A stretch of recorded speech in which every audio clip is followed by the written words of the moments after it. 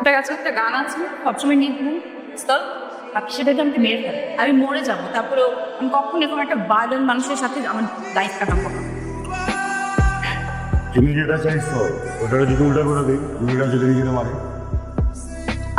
Uncle আমার বোনের মেয়েটা তোর লেগা আর তোর এই মাইয়ার লেগা আমার পুরো আজকে সন্ত্রাসী কার্যক্রম ছেড়ে দিয়া ভালো মানুষের জীবন যাপন করছি আর তোরা দুজন মিলে আজকে আমার ওলার বুকে ছুরি মেরে যাবে গিয়া আপনার ছেলেকে আমি কেন বিয়ে করবো? সে তো আমাকে বাধ্য করেছে বিয়ের ডিসিশন নিতে, আমি তো তাকে কখনই বিয়ে করতে চাইনি। আব্বা তুমি আমার ভালোবাসো। আমার জানের চেয়ে বেশি ভালোবাসি। আমি নিজে দায়িত্ব নিয়ে মেজরে গায়ে দিতে চাই।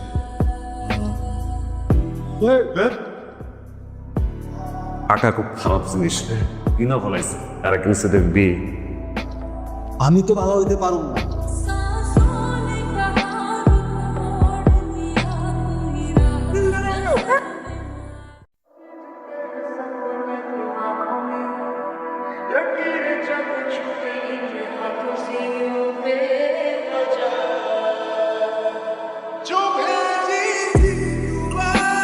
ভাই আসিনি মিললো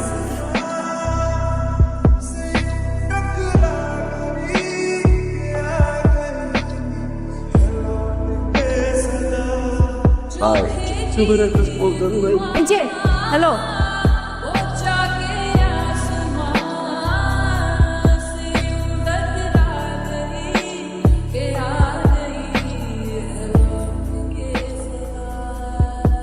ভাই চলে গেছে তো যাতে ধরতে হবে ভাই।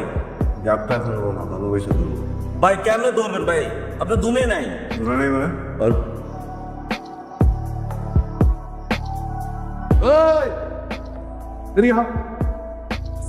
লাগাইলো তো নাই ম্যাচটা ধর একটু বুঝে ধরাই আমি তো ধূমপান করি না। এত বড় বুড়ে বেটা দুপান করে না ওই তোরা সবাই হাস আমার খুব মজা লাগছে খুব মজা লাগছে।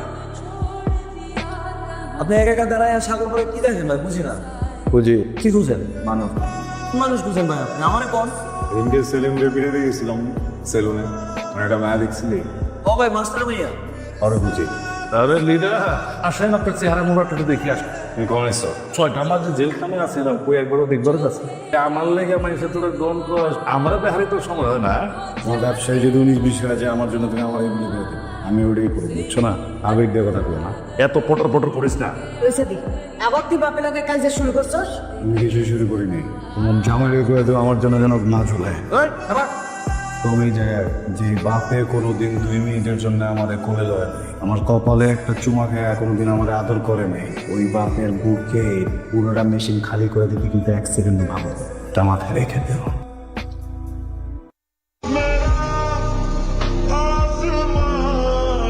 ভয় পাওয়ার কিছু নাই মজা করতেছে বলবেন আপনি কি করতেছিলেন এখানে? আমি এই যে চুল কাটতেছিলাম কেউ বলার কোনো দরকার নাই, জানি আপনি কি করেন। আপনি অনেক ভয়ঙ্কর মানুষ। হ্যাঁ চলো।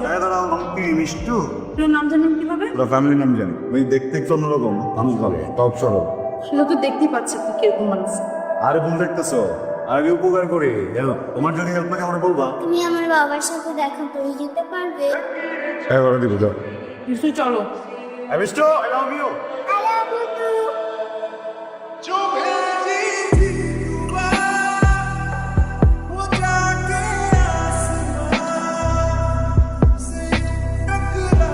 তোর নাম এসব কিউ নেই তুই বলে কোন মায়ের পিছিয়ে পিছিয়ে ঘুরাস এগুলো গেলাম চলবো না তোমার আমি পছন্দ করি পছন্দ করে কইলি বলি তাই এগুলো যেগুলো চলে না এটা না করছিল নাই যাদের ভালোবাসি তার পিছু না করলে তার পিছু করবো কি করছিস সে বারে কথা করলে দিন জানি কি করছিলি বিষ্ণু পুরো আমার ঝেড়ে দিবি এমনি যাত্রা দেখা দেবো আমার মা বাবা থাকতে কালকে থেকে আমি আর পিছিয়ে করবো লবে লব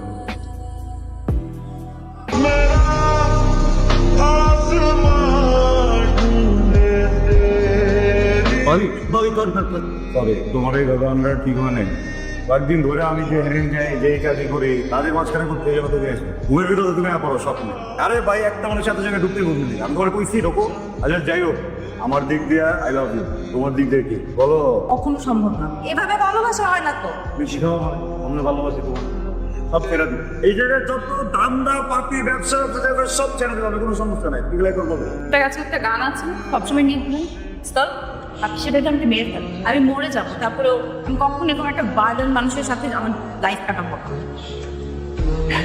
তুমি যেটা চাইছো ওটা যদি উল্টা করে দিই দুইটা যদি দিকে মারে আর আমি আলিস মুক্ত হবে না কাউ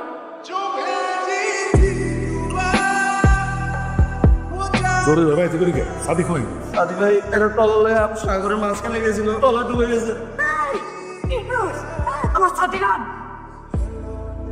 যদি আমার পোলার কিছু হয় রে আমি পুরো দুনিয়ায় কেমন লাগাই পেলাম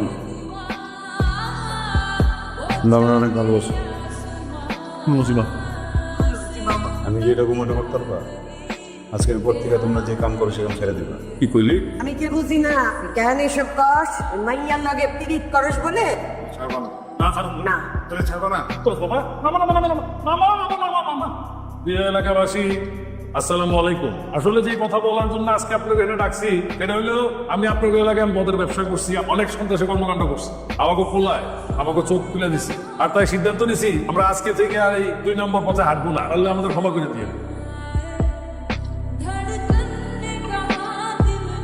তাতেই যেতে হবে, কথা বলার সময় নেই।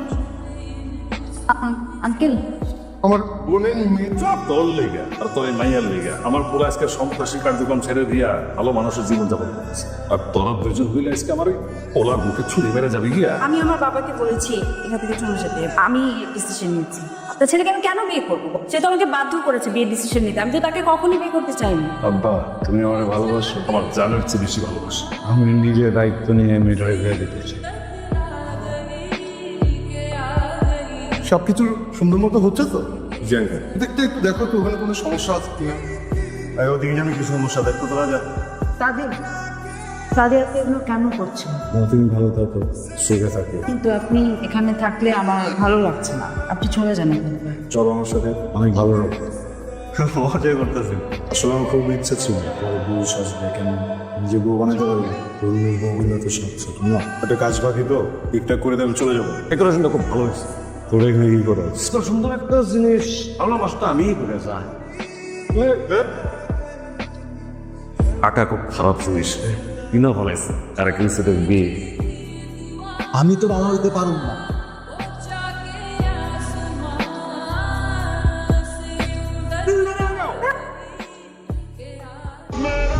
হ্যালো, এই যে ঝুড়ি লাগা থেকে বৃষ্টি সত্যি হারাই ফেললেন নাকি?